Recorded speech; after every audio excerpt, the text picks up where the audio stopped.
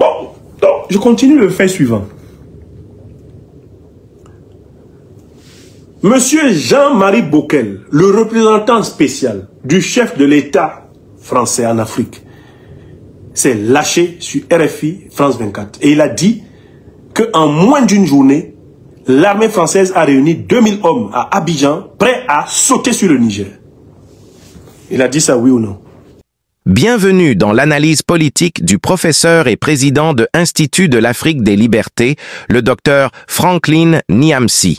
N'hésitez pas à aimer la vidéo et la partager avec vos amis. C'est parti. Faites la phrase, ne dites pas oui. Ceux qui sont formés à la défense des pains spirituels de la liberté doivent faire une phrase.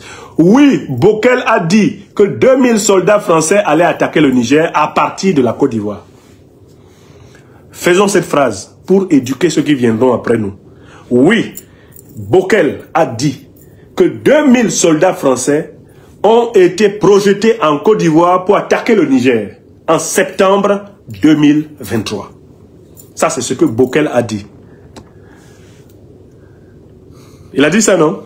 Ou bien il n'a pas dit? Hein?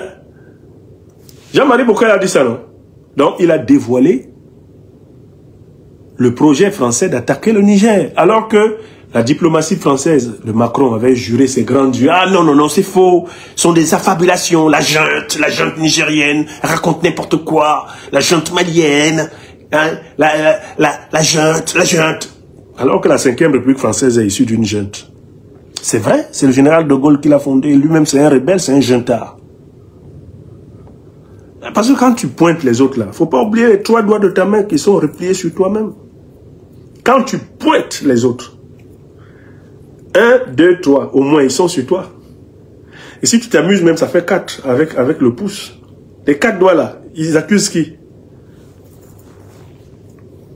Donc, M. Bockel a reconnu que l'armée française avait été prépositionnée en Côte d'Ivoire pour une attaque contre le Niger. C'est un fait. Excusez-moi, je recharge les machines pour qu'on ne soit pas interrompu avant la fin de ce programme. Monsieur Bockel l'a bel et bien dit. Et il n'y a personne pour en douter. D'ailleurs, les internautes de l'Afrique des Libertés confirment les propos de monsieur Jean-Marie Bockel. Tonton Bockel l'a dit. Alors, il s'est quand même beaucoup trompé ces derniers temps, Bockel, quand même. C'est l'homme qui a dit qu'on lui a dit au Tchad que l'armée française devait rester. Pam! On a chassé l'armée française. On lui a dit au Sénégal que non, il n'y a pas de problème. Pam! Voilà les aventuriers ambigus qui disent waouh, waouh, il faut quand même partir. Hein? Bientôt, c'est Oligui Nguema qui va encore les surprendre. Oligui va dire à Macron, il faut partir quand même. Le Gabon nous a surpris. 2025 va être difficile pour la France-Afrique. Hein? Même Oligui Nguema va trahir Macron. Même Oligui Nguema, le dernier qui va mourir de ne pas trahir, c'est Ouattara Dramane. Parce que il a tellement trahi l'Afrique qu'il se dit que s'il trahit en plus la France, c'est trop. C'est pas bon. Il préfère aller dans un enfer contrôlé. Mais même Oligui va se lever, il va dire, il faut partir. Je reviens à mon illustration fondamentale.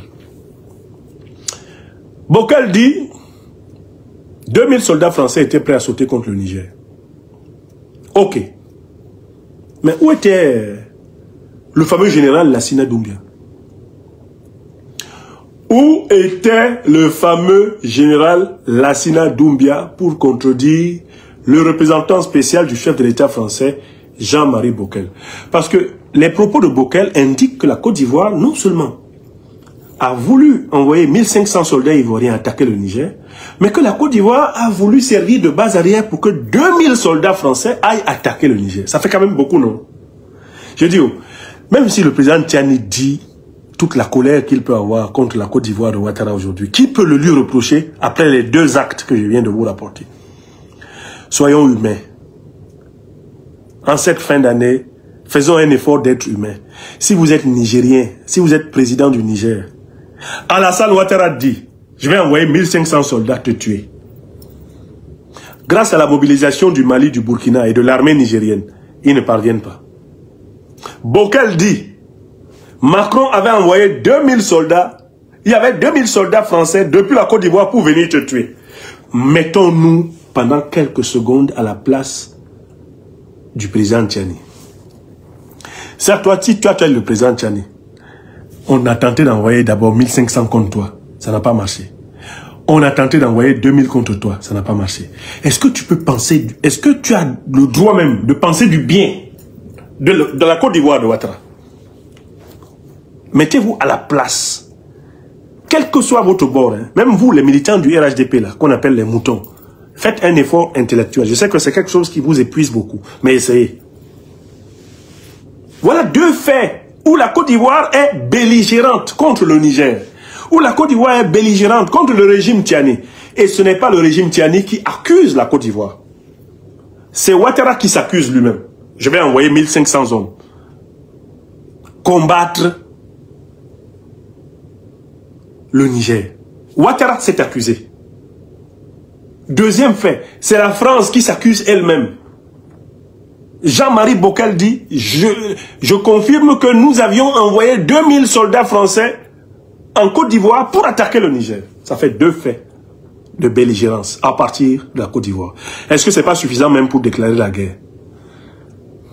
Est-ce que ce n'est pas suffisant même pour un pays de déclarer la guerre à un autre? Si le président Tchani était un va-t-en-guerre, c'était un homme soupe au lait, est-ce que sur ces deux points-là, il n'aurait pas des raisons de dire « je déclare la guerre à Ouattara ». Alassane Draman Ouattara, c'est l'homme à abattre. Parce que ça fait 2 fois qu'il se prépare à rassembler des hommes pour m'attaquer. Vous êtes d'accord avec moi ou pas? Que vous soyez du même bord politique que moi ou pas, est-ce que vous n'êtes pas d'accord avec moi que sous Alassane Ouattara, le régime de Côte d'Ivoire a posé des actes de belligérance délibérés contre le Niger? Parce que pendant le même temps, il faut se demander, le Niger a fait quoi à la Côte d'Ivoire? Le régime du Niger, là, le régime de l'AES, il a attaqué il a organisé une attaque contre la Côte d'Ivoire. Il a dit qu'il allait attaquer la Côte d'Ivoire. Il a persécuté des citoyens ivoiriens. Il a fait quoi? 0 action hostile du Niger. 2 actions d'envergure hostile de la Côte d'Ivoire. Quand c'est comme ça, là, est-ce qu'on envoie un généralon perclus, un individu superflu, farfelu, saugrenu, hirsute, un individu complètement ersatzique, on l'envoie parler au Niger? Si vous êtes des êtres humains, après avoir tenté 2 fois de déstabiliser un pays publiquement, avoir été dévoilé par votre soi-disant chef d'État, Ouattara, et ensuite dévoilé par le représentant du président français, Bokel, est-ce que vous pouvez encore vous tenir devant les Nigériens pour parler? Non. Si le régime Ouattara connaissait la honte, il n'aurait pas fait de déclaration. Voilà 2 faits. Quand le président Tchani dit que la Côte d'Ivoire est une base arrière pour déstabiliser son pays, là, il a au moins 2 preuves que nous tous nous connaissons. Une preuve ivoirienne et une preuve française. Vous êtes d'accord avec moi ou pas? Même si on n'aime pas le président Abdourahmane Tchani, la France et la Côte d'Ivoire ont elles-mêmes donné 2 preuves que, à partir de la Côte d'Ivoire, on veut nuire au Niger. Oh non, ça dit que ce que je n'aime pas dans la vie, c'est les gens qui n'aiment pas la vérité. Ça me fatigue. Aucun d'entre nous n'est parfait. Personne ne peut dire j'ai toujours dit la vérité. Mais le régime qui est en Côte d'Ivoire, là, lui, il dit toujours le mensonge. C'est trop. C'est trop. Bokel. Comment il s'appelle? Bokel.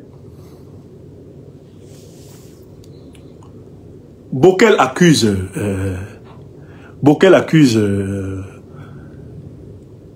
il reconnaît que la France a envoyé 2000 soldats pour attaquer le Niger. Ouattara lui-même a déclaré 1500 soldats pour attaquer le Niger. Et qu'est-ce que Lassina Doumbia peut dire là-dessus? Au moment où il prend la parole, est-ce qu'il se souvient de la déclaration de guerre d'Alassane Ouattara? Au moment où il prend la parole, est-ce qu'il se souvient de la déclaration de Bokel? S'il a ces 2 déclarations, il ne doit plus parler. Il devrait dire à son patron, ah patron, vraiment ça là, ça me dépasse. Vous-même, vous aviez déjà dit que vous allez envoyer 1500 hommes là-bas, un commando, un bataillon, tout ça là. Moi-même, vous ne m'aviez pas consulté. Maintenant, si c'est mon nom qui doit rester dedans, je ne sais pas ce que vous voulez. Vous voulez qu'on me tue? Vous voulez que les Nigériens pensent que c'est moi qui veux les tuer? Alors que c'est vous qui avez déclaré la guerre sans même avoir préparé les hommes? Mais Lassina Doumbia n'a pas ce courage. Lassina Doumbia n'a pas ce courage. Voilà les faits. Le fait français, le fait ivoirien. Et puis enfin, il y a quand même que, c'est le troisième élément que je mets à votre disposition, il y a eu plusieurs réunions des chefs d'état-major de la CEDEAO pour préparer un plan d'attaque contre le Niger. Vous êtes d'accord avec moi ou pas? Troisième fait, et je conclue dessus. Il y a eu plusieurs réunions de chefs d'état-major des armées de la CEDEAO. Ces réunions avaient pour but la préparation d'un plan d'attaque contre le Niger. Elles se sont tenues pour l'essentiel à Abuja et à Accra. Abuja au Nigeria et Accra au Ghana. Vous vous en souvenez ou pas? Mais ces réunions avec quel but? Mais c'était attaquer le Niger. Quand le président Abdourahmane Tiani se contente de rappeler que tous ces pays ont pris l'habitude d'organiser des réunions pour attaquer son pays, est-ce qu'il nous apprend quelque chose de nouveau? Est-ce que nous apprenons quelque chose de nouveau? Nous n'apprenons rien de nouveau.